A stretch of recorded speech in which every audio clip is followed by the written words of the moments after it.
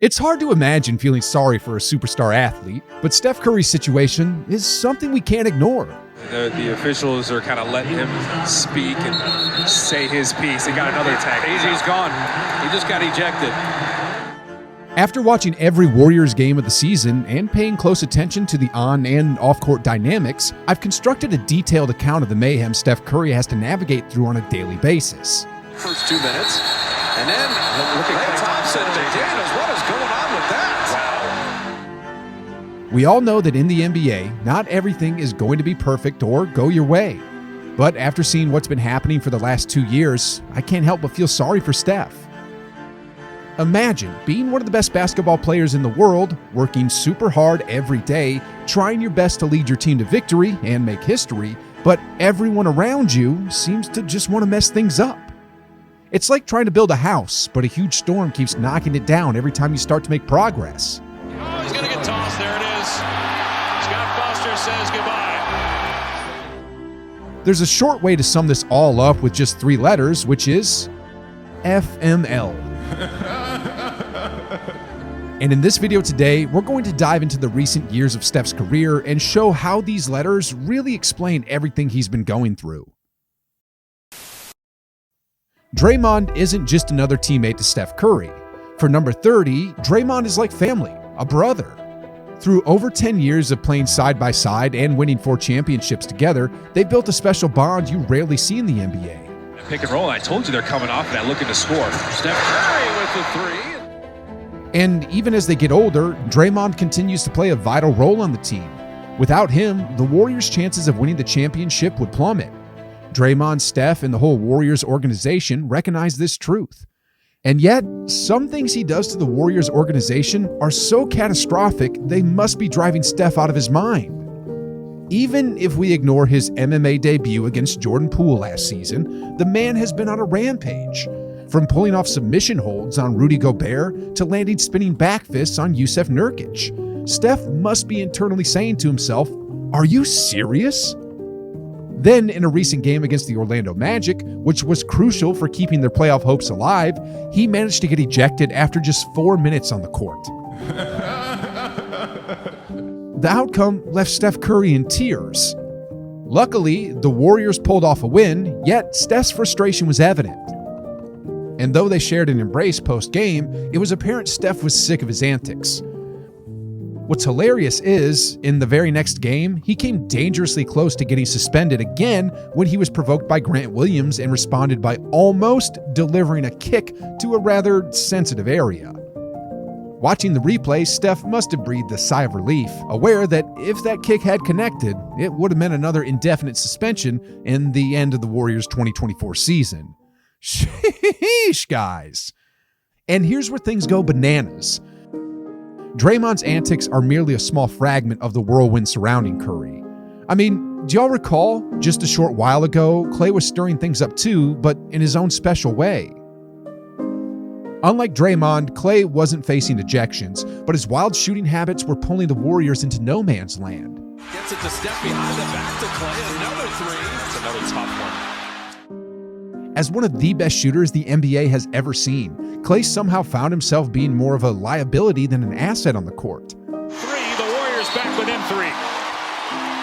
Klay with the big mistake there. And then the issue spilled over off the court too.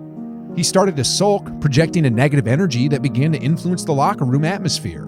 And it eventually reached a point where Steve Kerr had no choice but to bench him, opting to let a rookie take his place in the starting lineup. Now, Klay is supposed to be Steph's backup star, but at a time when Steph was giving it his all to grab W's, at a point when Steph was in dire need of support, his fellow Splash brother became yet another complication. But that was fine because the Warriors had Andrew Wiggins, right? You know, the player who is known as Two-Way Wiggs, whom Kerr refers to as Mr. Consistent. However, the catch was that he didn't live up to that consistency. To start the year, he was a G League player, and the numbers back that up. I mean, 12 points per game, 25% shooting from beyond the arc, and just 54% from the free throw line. While Steph was going nuclear, putting in maximum effort in pursuit of another championship, what was supposed to be the team's third scoring option seemed to pull a Benjamin Button, visibly regressing in his performance right before our very eyes. Don't you just feel for Steph by now? Think about it. He's had to tolerate Draymond's antics, bear the weight of Klay's gloominess, and then witness Andrew Wiggins regress to the level of a G League player. Then, to top it all off, just when Wiggins began to heat up again, he pulled another disappearing act and took time off from the team. Fortunately, it was just a 2-week absence rather than the lengthy 2 months we saw last season. Imagine, though, how Steph would be feeling if Andrew Wiggins were out for another 2 months. And the story doesn't end here either. Steve Kerr hasn't exactly been making things easier for Curry either. I mean, you see these two players, right? They're seen as the future of the Warriors, with Kuminga even tipped by many as the potential new face of the franchise. Yet last season, when there was ample opportunity to develop these young talents, Steve Kerr chose to allocate a significant amount of playtime to these two instead. Kuminga's performance has escalated to the point where he's almost an all-star, and yet Kerr devoted a lot of last season to playing Lamb. One can't help but think that if Kuminga had received Lamb's minutes, he could have been performing at this level much sooner. It really makes you feel sorry for Steph, seeing his coach not maximizing the growth of such high-caliber draft picks. It's crazy, but Kuminga had to literally threaten the front office of leaving the organization before Kerr was persuaded to give him more playing time. How absurd is that?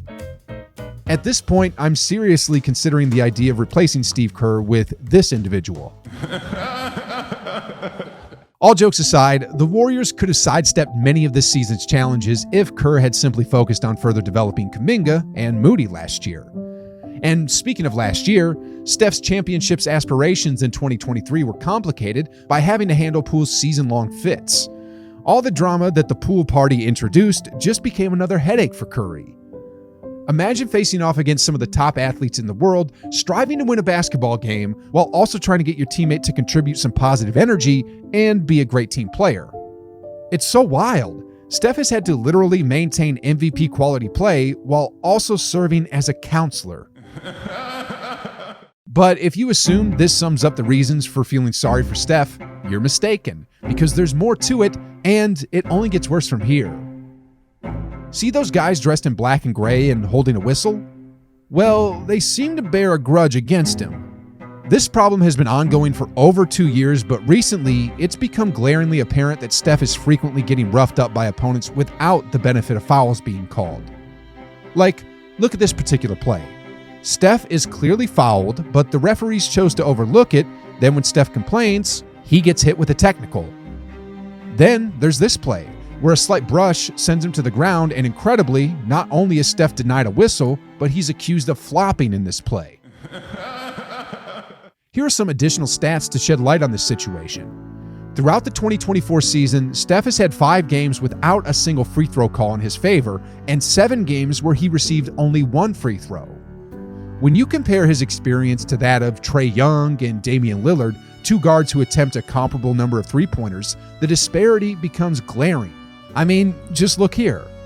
Trae has only had 1 game this season where he wasn't awarded any free throws, and hasn't had any games where he was only given 1. On the other hand, Lillard has had just 1 game without a free throw and 4 games where he was allocated just 1. Seriously, it doesn't get more obvious than this. Genuinely speaking though, can you just imagine the daily grind for Steph throughout the past 2 years? Handling the challenges posed by Draymond's antics, trying to fix Klay's shot selection, wondering where Andrew Wiggins is, figuring out who the heck these 2 players are, being a counselor to Jordan Poole, then dealing with the referees who refuse to give him a fair whistle. Now, here's where the story becomes even more amusingly ironic. Amidst all this chaos going on, the media is questioning Steph Curry's leadership skills. Believe it or not, on top of everything, the media is actually targeting Curry, trying to label him as a bad leader. What about Steph Curry? You are the leader. It's actually remarkable how well Steph is coping with all this, still delivering MVP caliber performances on a daily basis. Because if this happened to LeBron, for example, history suggests he might have begun to craft excuses.